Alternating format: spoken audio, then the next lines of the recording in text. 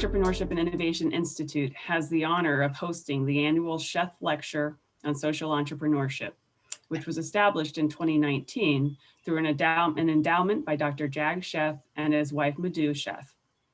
As a result of the Sheth's generosity, each year we have the opportunity to invite a distinguished social innovator or entrepreneur to deliver a speech and create a forum for sharing ideas and practices of social entrepreneurship and innovation. You said, Joe, that it was a hard-fought battle to have women as holding 50% in the governance team.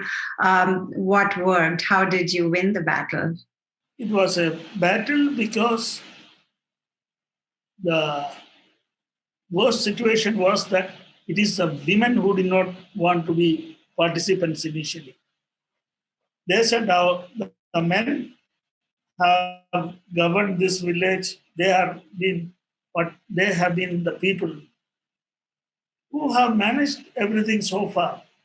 So why should this little thing be not managed by them? So their own abdication of that particular responsibility was quite telling. People in this village, they should be able to take a position as far as these things are concerned, that is water and sanitation and other governance issues are concerned in the village. It took time, but ultimately, now and then women were more vocal and more decisive than what we thought would happen. That's really great. And we'll come to that in a little bit in terms of these broader systemic changes that this project initiated. But let's talk about the direct consequences for now. So tell us in terms of, maybe number of toilets built, health of or maybe you can share a story of a villager whose life may have changed because of this project. So tell us about some of these direct consequences because of this work. In a village called Mohukat, we went to the village to speak to the men and women about having this system. And about 5 kilometers away, there was already a village which had established this water and sanitation system. So for us, we could show that village and say, well, that is the type of village that we would like to work with. The women were very enthusiastic. The men said, I mean, if they don't bring water, what other thing will they do? They have no work. And no work will only lead to more gossip. So let us not think of easing their work. They should be given more work. So women heard about it. There was discussions among women in front of their houses. That's while sitting on the front veranda. So the women gave an ultimatum to the men. They said, unless you work on this water and sanitation program, we will not be cooking for you. We will not be looking after the children or the goats and cows. So it's up to you.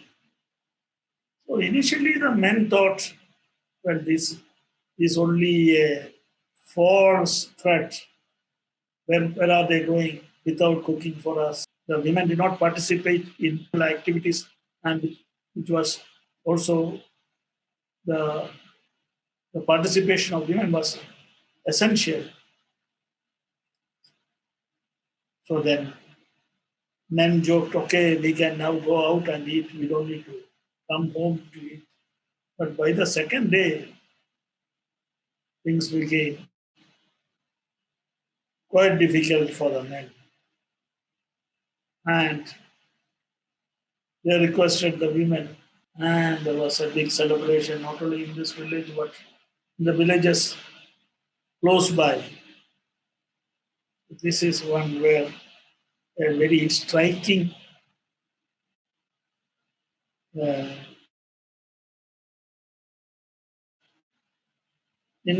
incidents of the men and women really fighting on two extreme ends and ultimately coming amicably, where the men came and said, okay, we will build the toilets, bathing rooms, water towers, village roads, whatever. And the village leadership also was handed over from the president of the committee was a man. And it was decided that it would be given to a woman, Lakshmi. Yeah, and so that's really such a great story because it's clearly changing the gender dynamics and inequality based on gender in the villages. So it's not just getting clean water; you're actually changing some of these large issues. And I love how in your other talks you've called it the hidden agenda, where even though your focus is on clean water, there are bigger changes happening. And in some of the research, it's also called scaffolding to address bigger issues. So tell us about caste as one of the big issues that India suffers with, and how your project really, through this hidden agenda, started addressing that big issue of caste. Caste is somehow an item on the agenda for which India should be ashamed. I'm ashamed that when I go to these villages and talk to them about how they would be able to overcome the, the caste issues that come to the forefront while discussing this. So, for instance, any of these villages, the one end of the water pond will be used by the men and the other end by the women. People are not willing to use the same pond, or even when the water is piped through and everyone gets. It was unthinkable initially that piped water, the villagers would use the same piped water for all the cars. It was initially unthinkable. So initially, for instance, when we said that no, in our way of thinking, there would be no way that the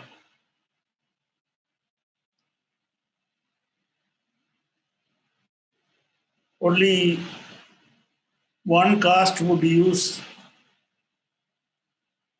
uh,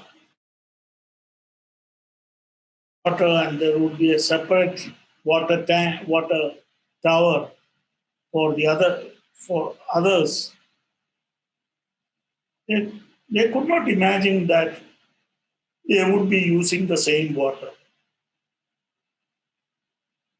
which is pumped up to a water tower. So initially, when we began to motivate villagers, the villagers would tell us, well, this is a very great idea. Let's have you build toilets, bathing rooms, you teach us how to do it. But let it be only for the caste people, for the Brahmins, the Kshatriyas.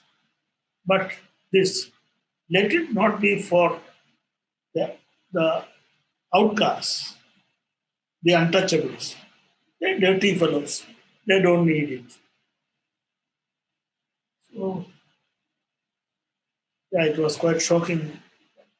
We said, okay, At present, you use the same water from the pond, same water from underground, and in future you will use the same water from the overhead tank for your water needs.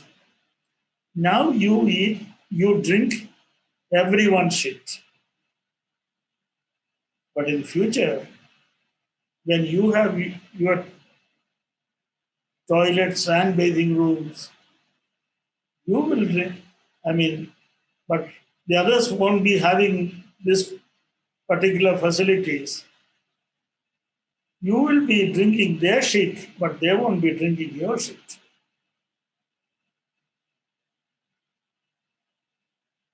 It was a big realization. So we said, okay, why don't we do it the other way? We will build the toilets and bathing rooms for the outcasts. So, and they will not be dirty your pond or your water. And so the water that you will use will be your own shit. They, to some extent, agreed with it, but they saw the irony in it. And very soon, in many villages, who this sort of a reasoning, where we gave this sort of a reasoning, they agreed, and we had the toilets and bathing rooms built, the reservoir was also built,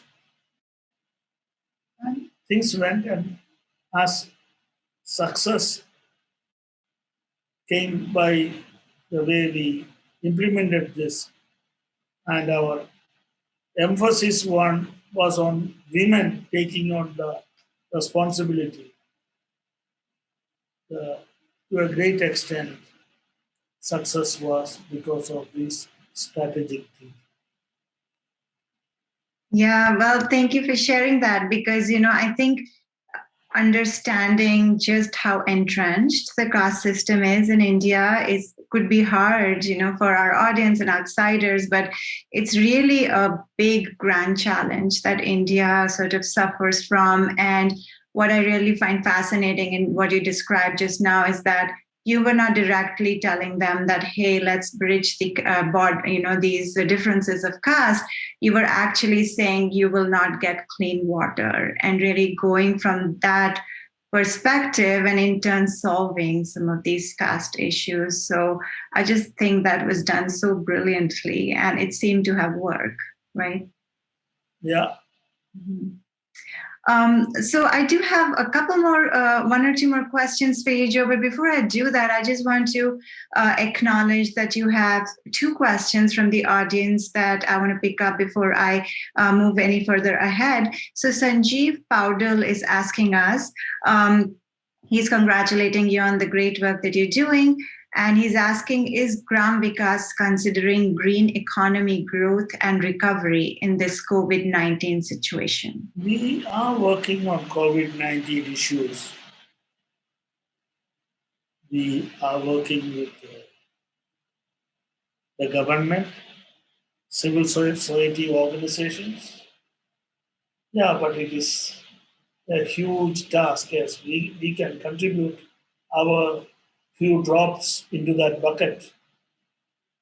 But there has to be much more of a concerted action from government, multilateral agencies, bilateral agencies, and so civil society organizations.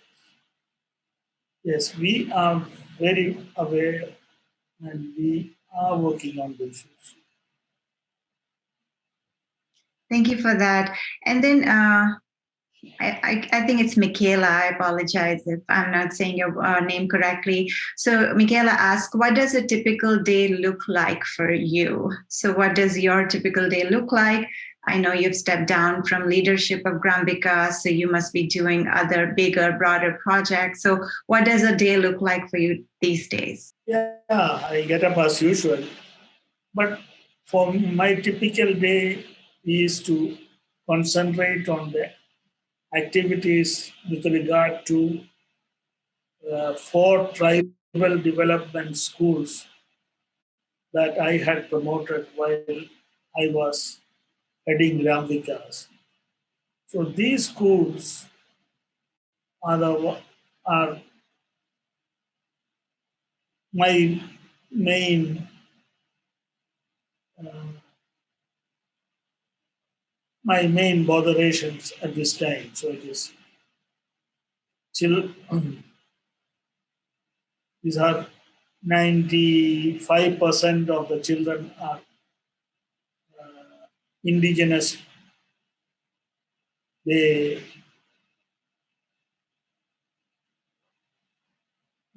the children from we call them Adivasi.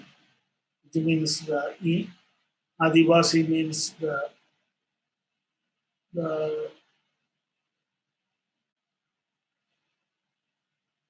initial inhabitants of the area. So